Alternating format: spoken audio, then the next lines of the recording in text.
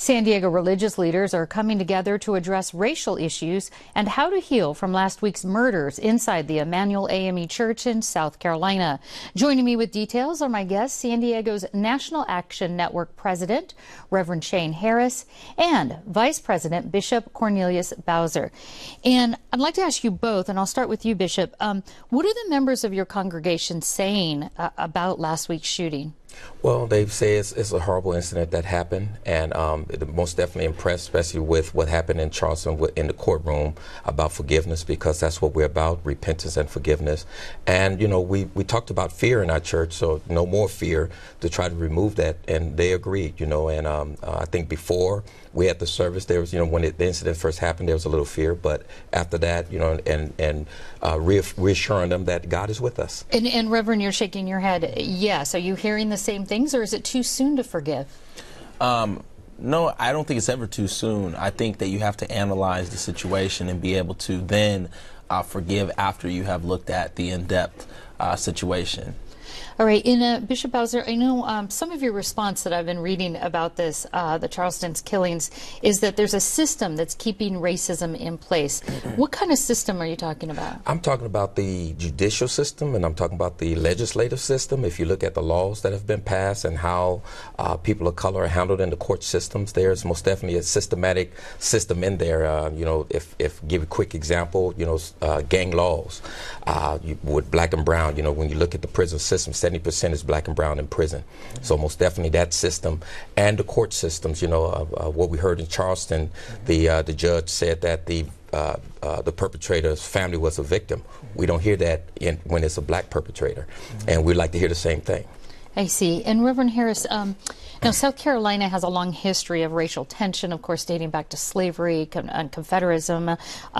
San Diego doesn't have the same history, clearly. We're a younger city here. So how would you characterize the racial divide here? I definitely think it's more systematic.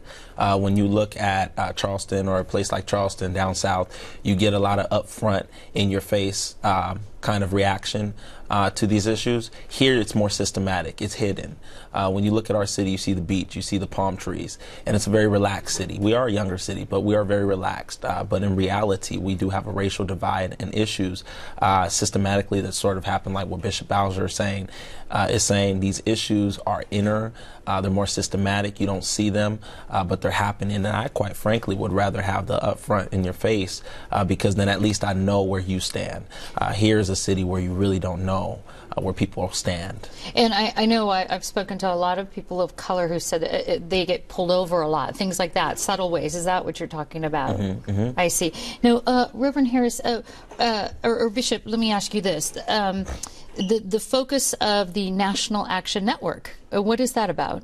Well, National Action Network deals with civil rights issues on a national level. So, you know, here in San Diego, when we had some issues that were locally, but it should have been nationally, national attention should have been focused in that area. That's where National Action Network comes in. Okay, and what kind of topics are going to be addressed? I know you're developing a forum. The group is developing a forum to address what happened in South Carolina. Can you hit on some of the topics? Pastor Harris, all right. Yes. Well, yeah, so the forum is basically going to bring together some of our very powerful clergy here in the city, white, black, Hispanic, Asian, and we really wanted to strategically do that because of the fact that many times when things happen in our black communities or highlighted our black communities, we want to run to the black community to get answers, and perspective. But I think in this forum we want to bring all different races of clergy, backgrounds and denominations together to discuss these racial divide issues that are even in the church. Dr. King said in the 1960s that 11 o'clock on Sunday morning is the most segregated hour of the week, and that still is happening in 2015, and we're going to have that discussion. And that's among the clergy. Will the congregation be involved, and, yes. And can anyone attend? Right? Yes, anybody can attend. Their churches will be there. But we want to definitely, as far as the leadership perspective, it starts with the leaders. And until the community sees the church leaders walking together, the flock will not follow. The flock will go where the leader, where the shepherd goes. Bishop, I'll have to end with you here. What would you like to see come out of this forum and this discussion here in San Diego? I would like to see our local spiritual leaders come out of the box, walls of the church, and get more involved with what's going on in the community as we deal with these racial issues, whether it's community policing, or whether it's dealing with the judicial system or legislative laws. I see. Well, we are out of time. Bishop Cornelius Bowser and Reverend Shane Harris, thank you so much. Thank you for having us.